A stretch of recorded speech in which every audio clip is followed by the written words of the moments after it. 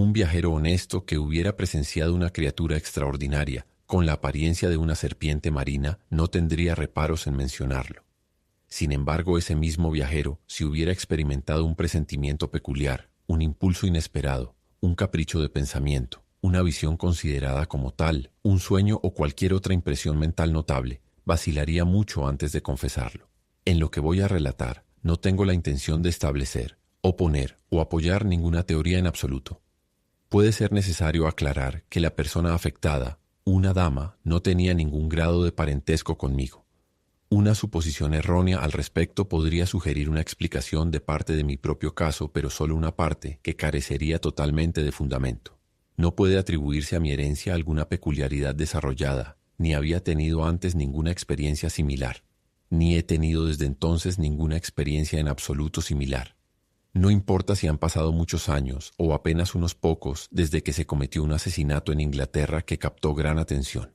Ya escuchamos demasiado sobre asesinos mientras ascienden en su atroz notoriedad, y si pudiera, borraría la memoria de este caso en particular, tal como su cuerpo fue sepultado en la cárcel de Newgate. Deliberadamente evito ofrecer cualquier indicio directo sobre la identidad del criminal. Cuando se descubrió el asesinato no recayó ninguna sospecha, o más bien debería decir, para ser preciso, no se insinuó públicamente en ningún lugar que recayera alguna sospecha sobre el hombre que posteriormente fue llevado a juicio. Como en ese momento no se hizo referencia a él en los periódicos, es evidentemente imposible que se haya proporcionado alguna descripción suya en los medios en ese entonces. Es esencial recordar este hecho. Desplegué mi periódico matutino durante el desayuno, que contenía el relato de aquel primer hallazgo, y me pareció profundamente interesante, por lo que lo leí con mucha atención. Lo leí 2 veces, sino 3. El descubrimiento se había producido en una habitación y al dejar el periódico percibí un destello, un flujo, una corriente. No sé cómo describirlo con exactitud, pues ninguna palabra parece suficiente. Fue como si esa habitación apareciera frente a mí y atravesara la mía, como una imagen pintada de manera imposible sobre un río en movimiento. Aunque casi instantáneo en su paso, fue perfectamente claro. Tan claro que, con un sentido de alivio, observé distintamente la ausencia del cadáver en la cama. No fue en un lugar romántico donde tuve esta curiosa sensación, sino en unas habitaciones en Trafalgar, cerca de la esquina de St. James. Fue completamente nuevo para mí. Estaba en mi sillón en ese momento, y la sensación fue acompañada por un estremecimiento peculiar que movió la silla de su posición. Cabe señalar que la silla se deslizaba fácilmente sobre ruedas. Me acerqué a una de las 2 ventanas de la habitación, situada en el segundo piso, para despejar la vista observando el movimiento de los objetos en Trafalgar. Era una brillante mañana de otoño, y la calle estaba resplandeciente y alegre. El viento era fuerte. Al mirar hacia afuera, trajo del parque una cantidad de hojas caídas que una ráfaga tomó y arremolinó en una columna espiral. Cuando la columna cayó y las hojas se dispersaron, vi a 2 hombres al otro lado de la calle, yendo de oeste a este. Estaban uno detrás del otro. El hombre que iba delante miraba hacia atrás por encima del hombro con frecuencia. El segundo hombre lo seguía a una distancia de unos 30 pasos, con su mano derecha levantada de manera amenazante. En primer lugar, la singularidad y firmeza de este gesto amenazador en una vía pública tan concurrida atrajeron mi atención. Y en segundo lugar, la circunstancia aún más notable de que nadie le prestó atención. Ambos hombres se abrían paso entre los demás transeúntes con una fluidez que apenas era consistente, incluso con la acción de caminar sobre una acera. Y ninguna persona que pudiera ver les cedía el paso, los tocaba o los miraba. Al pasar frente a mis ventanas, ambos me miraron fijamente. Vi claramente sus rostros y supe que podría reconocerlos en cualquier lugar. No es que hubiera notado conscientemente algo muy notable en alguno de sus rostros, excepto que el hombre que iba primero tenía una apariencia inusualmente sombría, y que el rostro del hombre que lo seguía era del color de cera impura. Soy soltero, y mi secretario y su esposa constituyen todo mi personal doméstico.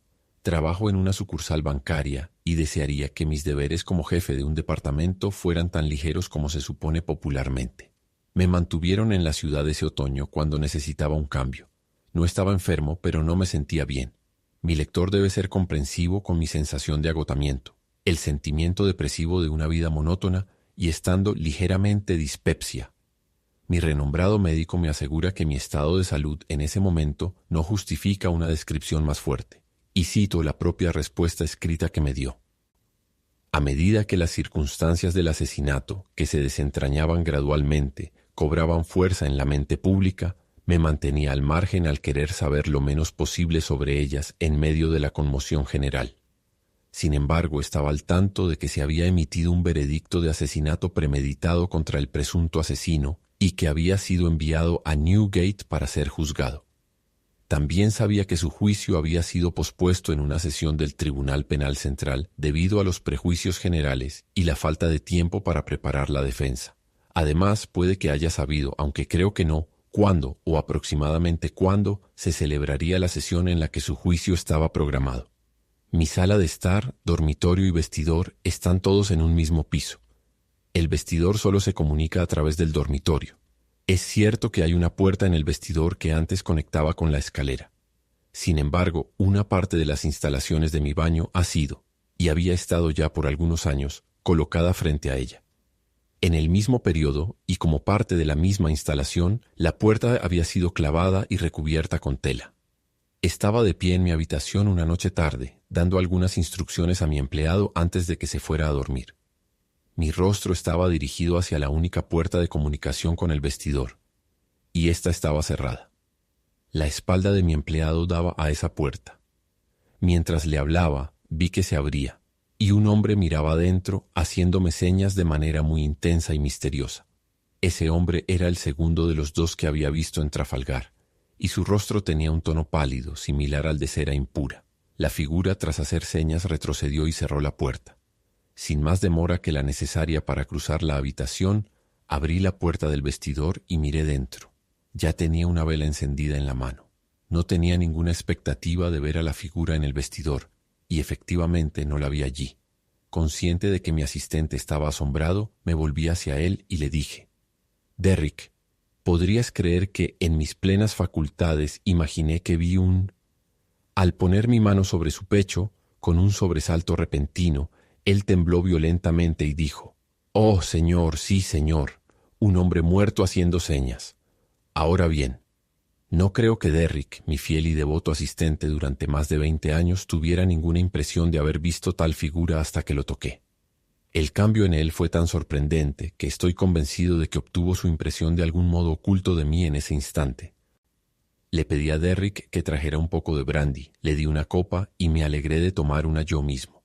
No le revelé nada acerca de lo que había sucedido antes del fenómeno de esa noche. Reflexionando sobre ello, estaba absolutamente seguro de que nunca había visto ese rostro antes, salvo en la única ocasión en Trafalgar. Al comparar su expresión mientras hacía señas en la puerta con su expresión cuando me miró fijamente desde mi ventana, llegué a la conclusión de que en la primera ocasión intentó fijarse en mi memoria y que en la segunda ocasión se aseguró de ser recordado inmediatamente. No me sentí muy cómodo esa noche, aunque tenía la inexplicable certeza de que la figura no regresaría. Al amanecer caí en un sueño profundo, del cual fui despertado por mi asistente, quien se acercó a mi lado con un papel en la mano. El documento, al parecer, había sido objeto de una discusión en la puerta entre la persona que lo entregaba y mi empleado. Se trataba de una citación para servir como jurado en las próximas sesiones del Tribunal Penal Central. Nunca antes había sido convocado para tal jurado, como bien sabía mi asistente. Él creía, no estoy seguro en este momento de si con razón o no, que ese tipo de jurados generalmente se seleccionaba con una calificación inferior a la mía, y al principio había rechazado aceptar la citación. El hombre que lo entregó se lo había tomado con mucha calma. Había dicho que mi asistencia o inasistencia no le importaba. Ahí estaba la citación y debía tratarla bajo mi propio riesgo, y no el suyo. Durante 1 o 2 días estuve indeciso sobre si responder a esta convocatoria o ignorarla. No tenía conciencia del más mínimo sesgo misterioso, influencia o atracción de un modo u otro. De eso estoy tan seguro como de cada otra declaración que hago aquí. Finalmente decidí, como un cambio en la monotonía de mi vida, que iría. La mañana asignada fue fría, en el mes de noviembre. Había una densa niebla marrón en Trafalgar que se volvía completamente negra y muy opresiva al este de Temple Bar. Encontré los pasillos y escaleras del Palacio de Justicia iluminados de manera deslumbrante con gas, y la propia corte estaba igualmente iluminada. Creo que, hasta que los oficiales me condujeron al tribunal y vi su estado lleno de gente, no sabía que al asesino se le iba a juzgar ese día. Creo que, hasta que me ayudaron a entrar con considerable dificultad al tribunal, no sabía a cuál de los dos tribunales en sesión me llevaría mi citación. Pero esto no debe tomarse como una afirmación categórica, ya que no estoy completamente seguro de ninguno de los dos puntos.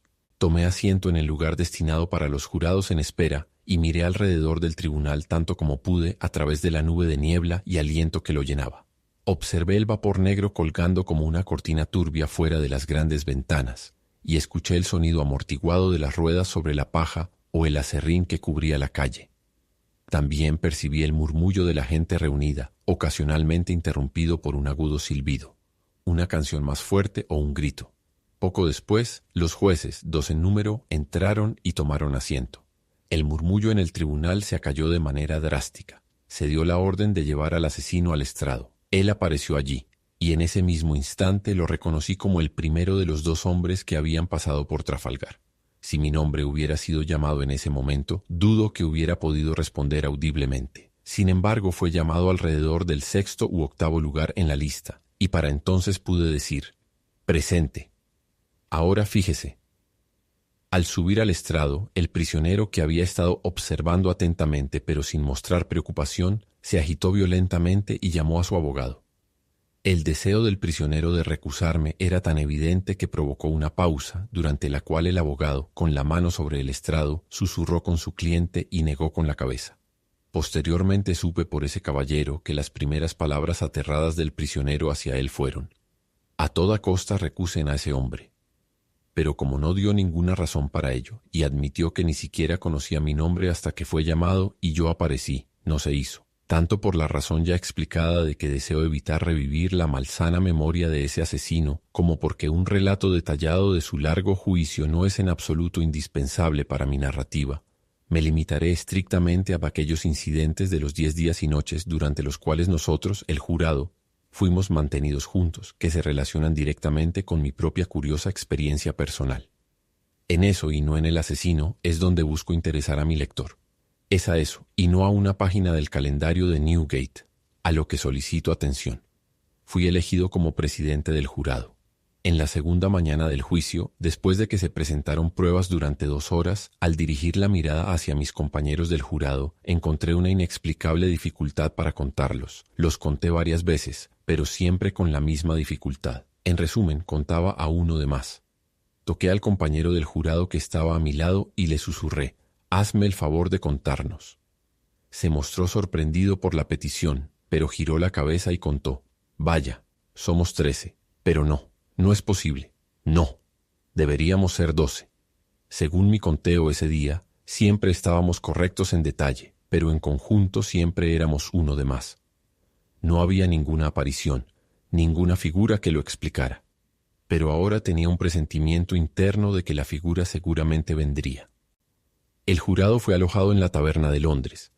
Todos dormíamos en una gran habitación en mesas separadas y estábamos constantemente a cargo y bajo la vigilancia del oficial del jurado para mantenernos seguros.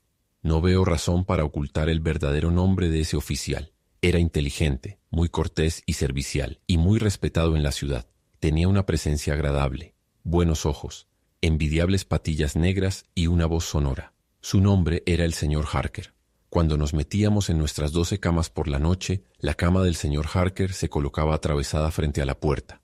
La noche del segundo día, sin tener ganas de acostarme y viendo al señor Harker sentado en su cama, fui y me senté a su lado, ofreciéndole una pizca de tabaco en polvo. Cuando la mano del señor Harker tocó la mía al tomarlo de mi caja, un escalofrío peculiar lo recorrió y dijo: «¿Quién eres?». Siguiendo la mirada del señor Harker y recorriendo la habitación con la vista, volví a ver la figura que esperaba, el segundo de los 2 hombres que habían pasado por Trafalgar. Me levanté y avancé unos pasos. Luego me detuve y miré al señor Harker. Él estaba completamente tranquilo, se rió y dijo de manera agradable: «Por un momento pensé que teníamos un 13º jurado, sin cama, pero veo que es la luz de la luna». Sin revelarle nada al señor Harker, pero invitándolo a dar un paseo conmigo hasta el extremo de la habitación, observé lo que hacía la figura. Se detenía por unos momentos junto a la cama de cada uno de mis 11 compañeros del jurado, cerca de la almohada. Siempre se situaba al lado derecho de la cama y salía cruzando el pie de la cama siguiente. Por el movimiento de la cabeza parecía simplemente contemplar pensativamente a cada figura reclinada. No me prestó atención a mí ni a mi cama, que era la más cercana a la del señor Harker. Parecía salir por donde entraba la luz de la luna, a través de una ventana alta como por una escalera aérea. A la mañana siguiente, durante el desayuno, todos mencionaron haber soñado con el hombre asesinado la noche anterior, excepto el señor Harker y yo. Ahora estaba tan convencido de que el segundo hombre que había pasado por Trafalgar era el hombre asesinado, como si lo hubiera comprendido por su testimonio inmediato. Pero incluso esto ocurrió de una manera para la cual no estaba en absoluto preparado. El quinto día del juicio, cuando el caso de la acusación estaba llegando a su conclusión, se presentó como evidencia una figura en miniatura del hombre asesinado. Esta había desaparecido de su habitación cuando se descubrió el crimen y posteriormente fue encontrada en un escondite donde se había visto al asesino cavar. Al ser identificada por el testigo durante el interrogatorio, se le entregó al juez, quien la pasó para que fuera inspeccionada por el jurado. Mientras un oficial con toga negra se acercaba a mí con la miniatura, la figura del segundo hombre que había pasado por Trafalgar emergió impulsivamente de la multitud, arrebató la miniatura del oficial y me la entregó con sus propias manos. Al hacerlo, dijo en un tono bajo y hueco, antes de verla, que estaba en un relicario. Era más joven entonces, y mi rostro no estaba entonces descolorido.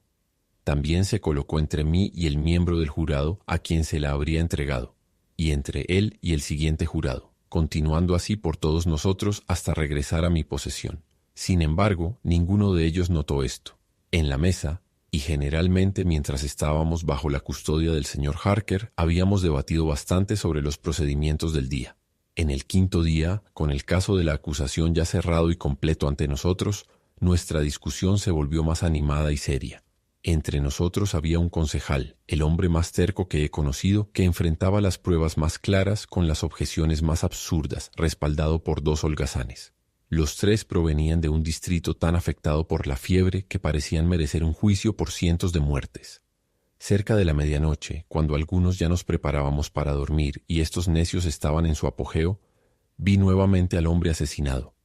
Estaba parado detrás de ellos haciéndome señas. Al acercarme e intervenir en la conversación, desapareció de inmediato. Así comenzó una serie de apariciones limitadas a esa larga habitación. Siempre que un grupo de jurados discutía, veía la cabeza del hombre asesinado entre las suyas, y cuando sus comentarios iban en su contra, él me hacía señas solemnes e irresistibles.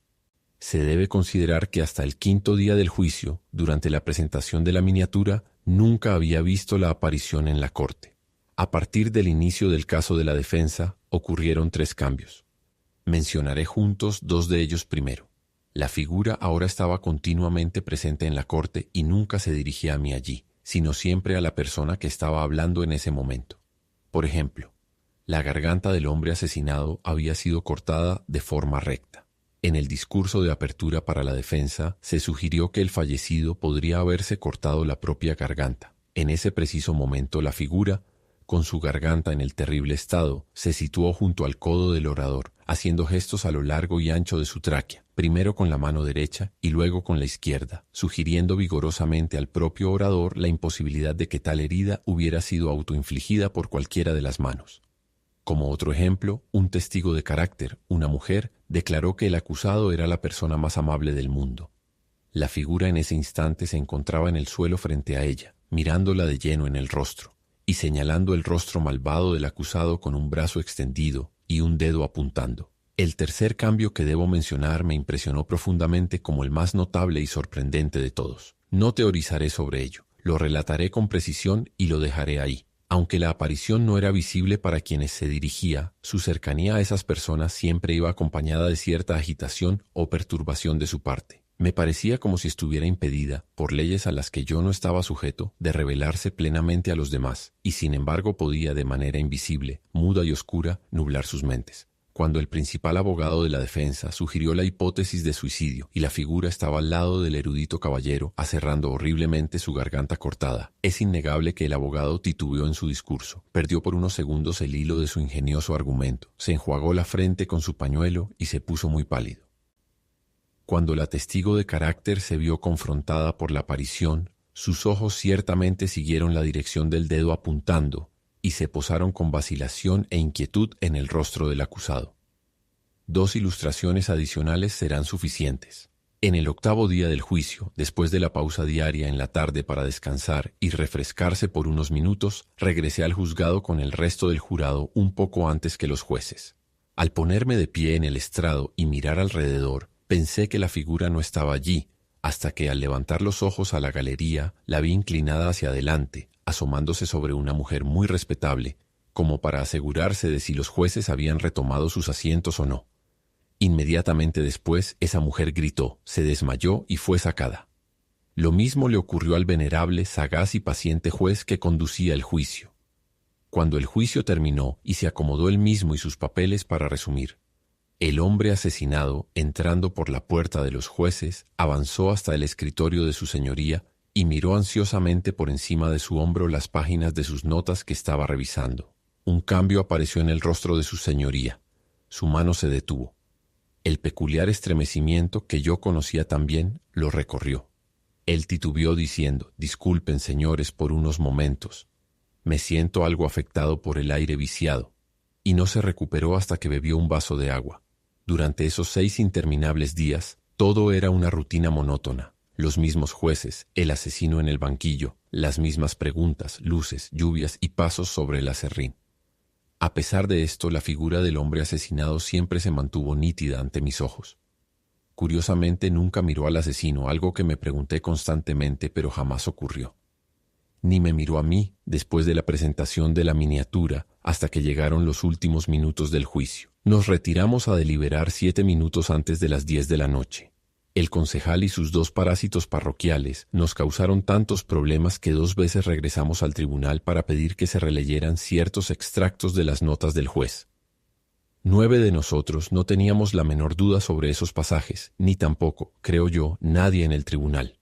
El trío obtuso, sin ninguna idea más que obstaculizar, los cuestionó precisamente por esa razón. Finalmente prevalecimos y el jurado regresó al tribunal 10 minutos después de las 12. El hombre asesinado en ese momento estaba directamente frente al estrado del jurado, al otro lado de la corte. Cuando tomé mi lugar, sus ojos se posaron en mí con gran atención. Parecía satisfecho y lentamente colocó un gran velo gris que llevaba en el brazo por primera vez sobre su cabeza y todo su cuerpo. Cuando di nuestro veredicto, culpable, el velo se desplomó, todo desapareció y su lugar quedó vacío. El asesino, cuando el juez le preguntó, como es habitual, si tenía algo que decir antes de que se le dictara la sentencia de muerte, murmuró indistintamente algo que fue descrito en los principales periódicos del día siguiente como unas pocas palabras divagantes, incoherentes y apenas audibles, en las que se entendió que se quejaba de que no había tenido vistas en juicio justo, porque el presidente del jurado estaba predispuesto en su contra. La notable declaración que realmente hizo fue esta: «Señor, supe que estaba condenado cuando el presidente de mi jurado entró al estrado. Señor, supe que nunca me dejaría libre, porque antes de que me atraparan, de alguna manera llegó a mi lado de la cama en la noche, me despertó y me puso una cuerda alrededor del cuello».